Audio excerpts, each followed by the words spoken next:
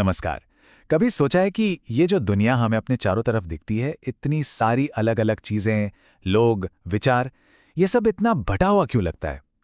लेकिन क्या हो अगर ये सारा अलगाव जो हमें इतना असली लगता है, असल में बस एक धोखा हो, एक भ्रम? आज हम एक ऐसे ही प्राचीन ज्ञान को समझने की कोशिश करेंगे जो इसी सवाल को चुनौती देता है। ये बताता है कि कैसे एक ही सच हमें हजारों अलग अलग रूपों में दिखाई देता है। और क्या पता, जिस एकता को हम बाहर खोज रहे हैं वो हमारे अंदर ही कहीं छिपी हो। तो सवाल ये उठता है कि हम हर चीज को अलग अलग क्यों देखते हैं। ये जो हर चीज को बांट कर देखने का अनुभव है, ये हम सब महसूस करते हैं। लेकिन क्या असलियत वाकई ऐसी ही बंटी हुई है, या ये बस हमारे देखने का नजरिया है? कहीं ऐसा तो नहीं कि ये सारे विभाजन हमारी अपनी सोच की ही देन है? तो प्राचीन ग्रंथ इसका जवाब देते हैं, और जवाब एक शब्द में छिपा है: उपाधि। अब ये उपाधियां क्या हैं?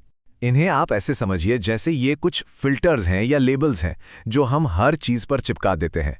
ये वो बाहरी शर्तें हैं जिनसे हम दुनिया को नापते हैं, और ऐसा करते हुए हम अनजाने में उस एक सच्चाई को छिपा देते हैं जो हर चीज के पीछे मौजूद है। इस आइडिया को और अच्छे से समझने के लिए प्राचीन ग्रंथ एक बहुत ही कमाल का उदाहरण देते हैं।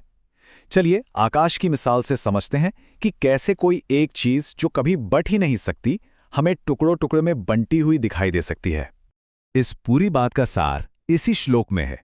ये कहता है कि जो आत्मा है, यानी वो परम सत्य, वो बिल्कुल आकाश की तरह है, एक अखंड जो हर जगह है। लेकिन जैसे हम कमरों और इमारतों की दीवारें खड़ी करके आकाश को बटा हुआ देखने लगते हैं, वैसे ही ये एक आत्मा भी अलग अलग शरीरों और पहचानों की वजह से हमें अलग अलग दिखाई देती है। ये एनालॉजी कितनी कमाल की है ना? सोचिए, आकाश, उसकी अपनी कोई सीमा नहीं होती, उसे कोई बांट नहीं सकता।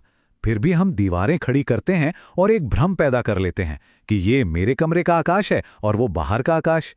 ठीक इसी तरह आत्मा भी शुद्ध और एक है, पर जैसे ही हम उस पर दुनियादारी के लेबल लगाते हैं, वो हमें बटी हुई दिखने लगती है।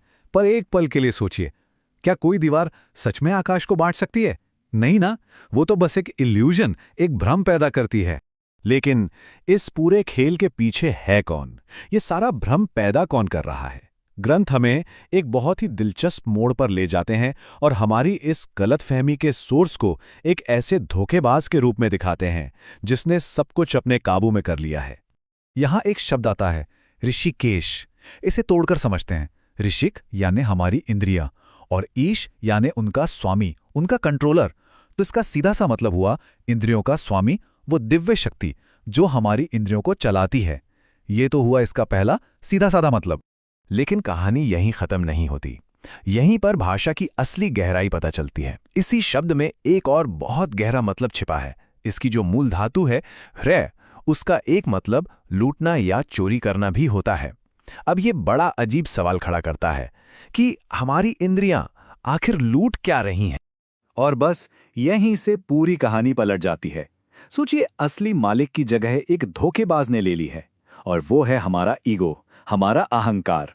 ये अहंकार हमारी इंद्रियों को अपना गुलाम बना लेता है और उन्हें लुटेरों की तरह दुनिया में भेजता है, ताकि वो दुनिया से अनुभवों को लूट कर लाएं और अपने बॉस यानी अहंकार की कभी ना खत्म होने वाली भूख को शांत कर सकें। यही है हमारी इंद्रियों के गुलाम बन जाने की दुख भरी कहानी। चलिए अब इस खोज को एक और कमाल की उपमा के साथ आगे बढ़ाते हैं। पानी की उपमा। ये रूपक हमें समझने में मदद करेगा कि कैसे हम समाज के बनाए हुए लेबल्स को एक बिल्कुल शुद्ध चीज पर चिपका देते हैं। ये श्लोक सीधा सीधा हमारे समाज पर बात करता है। ये कहता है कि जैसे हम पानी में अलग अलग रंग या स्वाद घोल देते हैं, ठीक वैसे ही हम उस एक शुद्ध आत्मा पर जाति, पद और पहचान जैसी चीजें थोप देते हैं। तो जरा कल्पना कीजिए, शुद्ध आत्मा एक ग्लास में रखे बिल्कुल साफ बेदाग पानी की तरह है, जिसका अपना ना कोई रंग है ना कोई स्वाद, वो बस है अपने शुद्ध रूप में। अब सोचिए, उस पानी में हम एक बूंद नीला रंग डाल दें या थोड़ी चीनी मिला दें। पानी अब नीला या मीठा दिखने लगता है। पर क्या पानी का असली स्वभाव, उसका H2O होना बदल गया है? नहीं, बिल्कुल नहीं। बस उसकी शक्ल बदल गई है, उसका असली रूप नहीं। ग्रंथ कहते हैं आत्मा के साथ भी बिल्कुल यही होता है। तो इन सब फिलोसॉफिकल बातों का हमारी असल जिंदगी से क्या लेना देना है? बहुत कुछ। क्या होता है जब हम इन बाहरी, ऊपर से थोपी गई चीजों को ही अपनी असली पहचान मान लेते हैं? ग्रंथों में साफ साफ लिखा है, हम जो विभाजन बनाते हैं, जाति, रंग, सामाजिक पद और लिस्ट तो कभी खत्म ही नहीं होती। और इसी तरह ये पहचानों का एक ऐसा जाल है जिससे हम अपने और दूसरों के ऊपर डाल देते हैं। और इसका नतीजा बहुत भयानक है।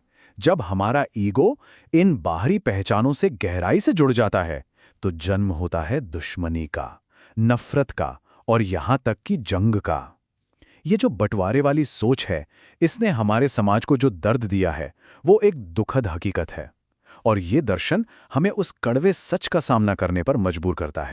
तो क्या हम इस जाल में फंसे ही रहेंगे? क्या इससे बाहर निकलने का कोई रास्ता है? हाँ, बिल्कुल है। ग्रंथ हमें इससे बाहर निकलने का एक साफ रास्ता भी दिखाते हैं। और रास्ता बहुत सीधा है।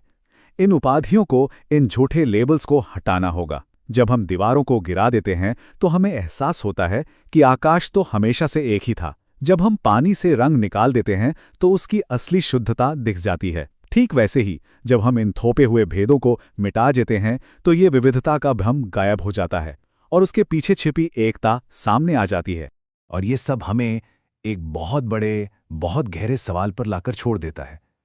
अगर ये सारे बंटवारे जो हमें इतने असली लगते हैं, लोगों के बीच, देशों के बीच, विचारों के बीच, अगर ये सब सिर्फ एक ऊपरी परत है, एक भ्रम है, तो फिर वो असली सच्चाई क्या है जिसे ये भ्रम हमसे छिपा रहा है? जरा सोचिएगा इस पर।